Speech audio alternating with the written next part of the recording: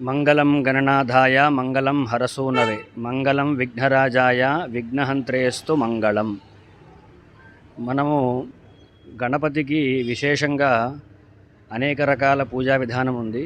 అందులో దూర్వాంకుర పూజ అనేది ఒకటి ఉంటుంది. మనము గణేష చతుర్థి నాడు అన్ని పత్రాలతో 21 పత్రాలతో స్వామివారికి పూజ చేస్తాము. అందులో దాని తర్వాత 21 దూర్వాంకుర పూజ, 21 సార్లు మంత్రం చెప్పి దూర్వాంకురంతో సమర్పణ చేస్తాం. అసలు దూర్వాంకురం గణేష స్వామికి ఎందుకు సమర్పణ చేస్తారు అంటే, గణేష పురాణాంతర్గతంగా ఒక చిన్న కథ ఉన్నది. అందులో ఏంటంటే, పూర్వము ఇంద్రుడు నారద మహర్షిని అడుగుతాడు, గణపతికి విశేషంగా దూర్వాంకురలతో ఎందుకు పూజ చేస్తాడు అంటే, నారద మహర్షి వారు ఇలా సెలవిస్తున్నారు. పూర్వము కౌండిన్య మహర్షి అనే గొప్ప తపస్వి ఉండేవాడు. ఆయన నిత్యము కూడా గణపతికి దూర్వాంకుర పూజ చేస్తూ ఉండేవాడు.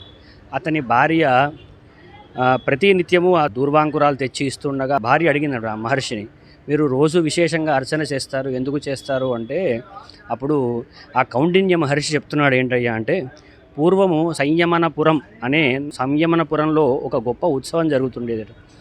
ఆ ఉత్సవంలో దేవ గంధర్వ గణాలు, తర్వాత ఋషులు మునులు అనేక మంది పాల్గొనేవాళ్ళంట.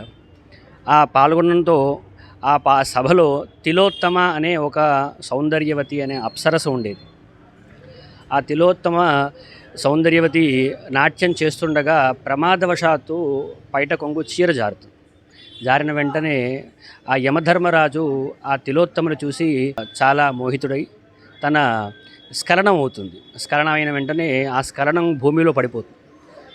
దాంతో ఒక మహా అద్భుతమైన భూతం ఏర్పడుతుంది. ఆ భూతము ముల్లోకాలని నాశనం చేస్తూ ఉండేది.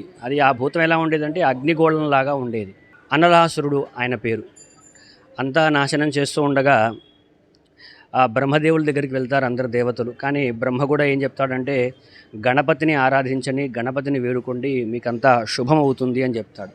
అప్పుడు అందరూ కలిసి గణపతిని వక్రతుండ మహాకాయ కోటి సూర్య సమప్రభ నిర్విఘ్నం కురుమే దేవ సర్వకార్యేషు సర్వదా నమో వ్రాతపతయే నమో గణపతయే నమః ప్రమథపతయే నమస్తే అస్తు లంబోదరాయ ఏకదంతాయ విఘ్న వినాశినే శివసుతాయ శ్రీవరదమూర్తయే నమో నమః అని స్తోత్రాలు చేస్తారు. విశేషంగా అప్పుడే మునులందరూ కలిసి, దేవతలందరూ కలిసి గణేష సహస్రనామ స్తోత్రం చేస్తారు.